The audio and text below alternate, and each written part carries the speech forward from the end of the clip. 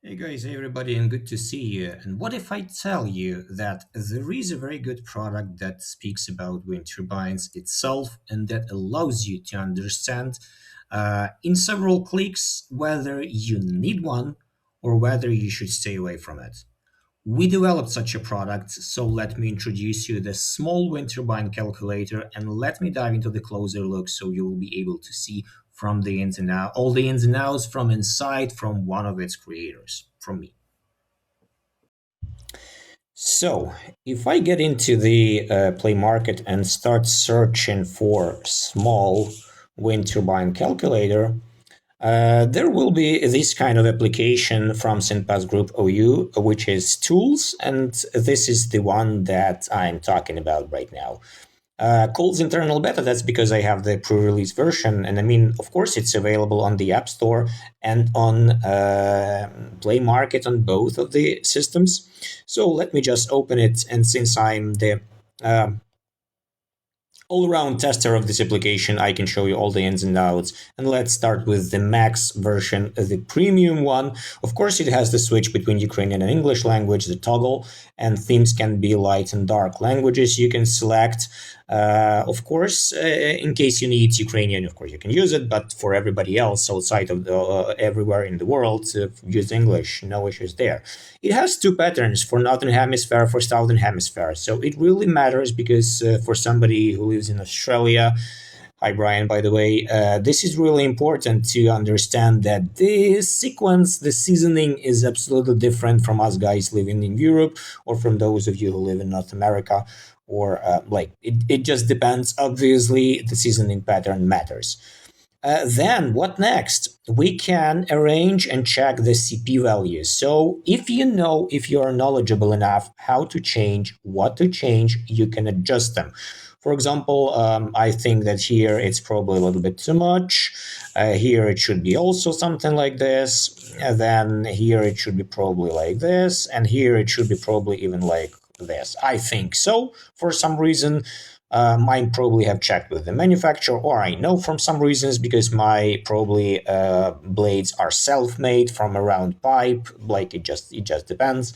And I think that for fixed pitch with unit, this should be the correct values. Then I have the possibility to add up to 10 wind turbines if I'm on a premium version and only one if I'm on a basic one.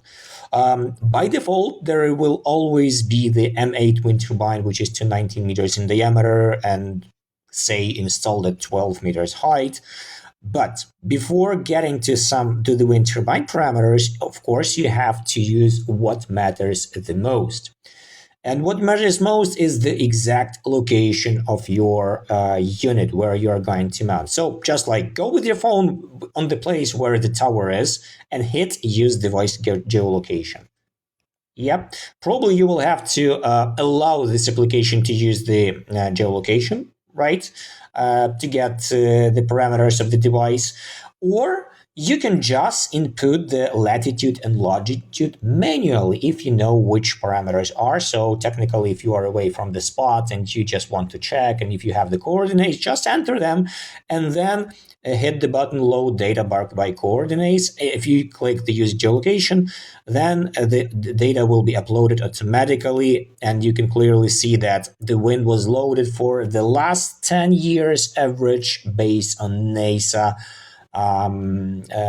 aggregate data, right? Two dots we need here, 10 meters height. That's the wind speed that I have here currently, 3.38 meters per second. And at 50 meters height, that's 508 meters per second in my case. And what do we have to do? Like I can change all the other parameters. I can change the diameter, the mountain height, for example. Let me put 18 meters, or let me put the vice versa. Let me put like 5 meters, very small, like let's say the fence installation where you have a small pole and you cannot go higher. Okay, what else? Then if you scroll down to the monthly production, you can clearly see these are the number of kilowatt hours that you will get from this unit if installed on 5-meter height. And let me show you down below. You have the same table, just like in numbers, in row numbers. Let me just go in here, increase the height to, let's say, 15 meters height, right? So same unit, same stuff. But you see the huge difference. So height matters because there is more wind, obviously, and that height, there are less obstructions and the wind is more clean. So this is really very dynamic one, works seamlessly, quickly, and the estimated metrics table shows you what the swept area is, what's the mean power at that mounting height, what's the expected annual production per year, what's the capacity factor of the unit itself, and you can more what you can do in premium version. You can save projects, load projects. So let me like name this project like project sorry project tests, and let me save it. So you can see in the list of my projects, I have already 2 of them. And then if I want to get to the other one, let's say the other one that I have, sorry, it's in Ukrainian, but anyways, I will just like hit the load button.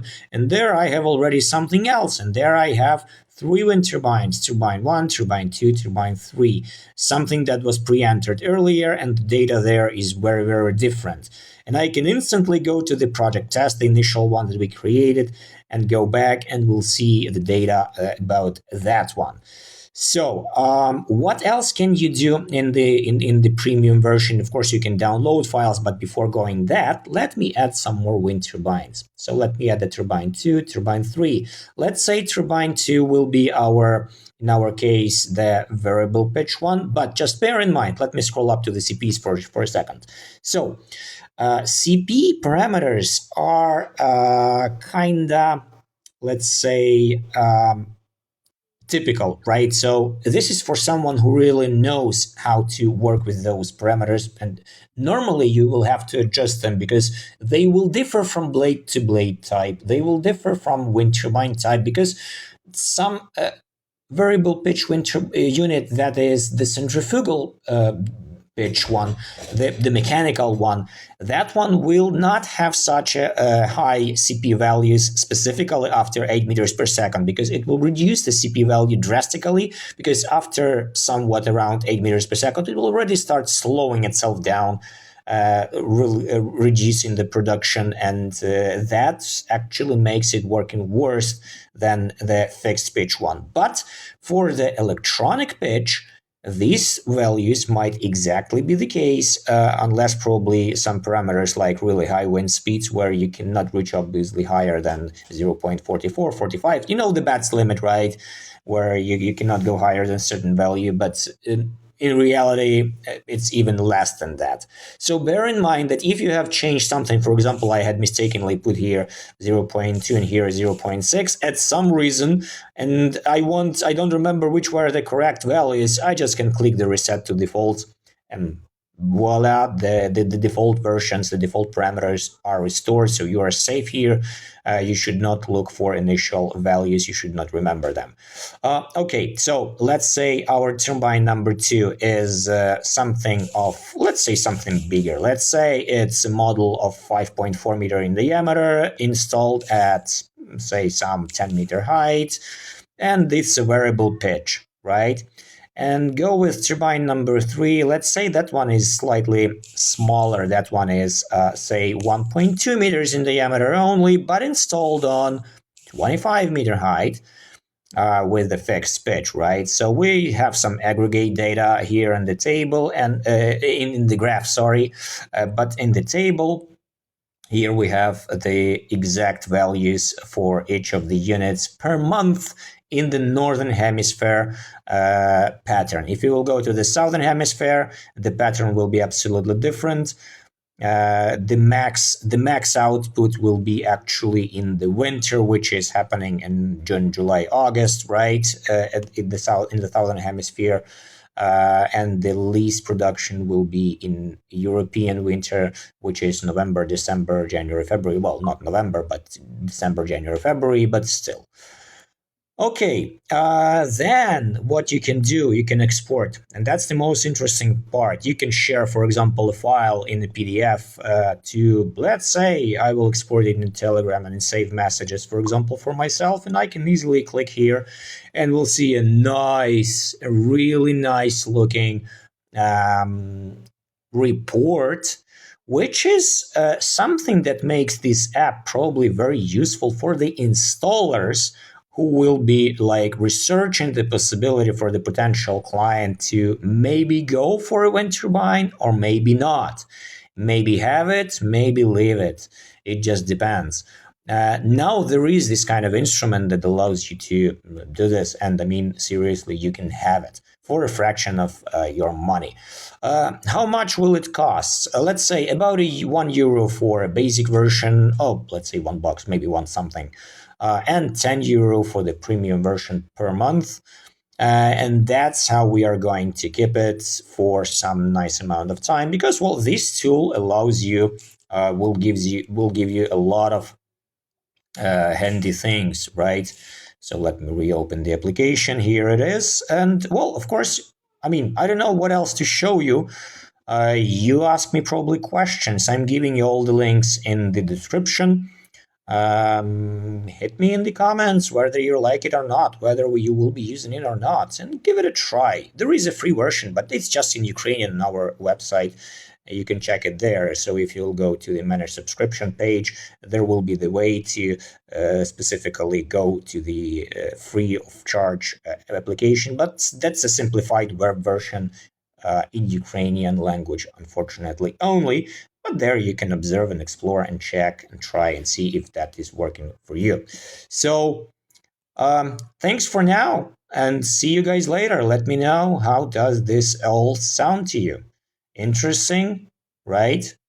I hope so.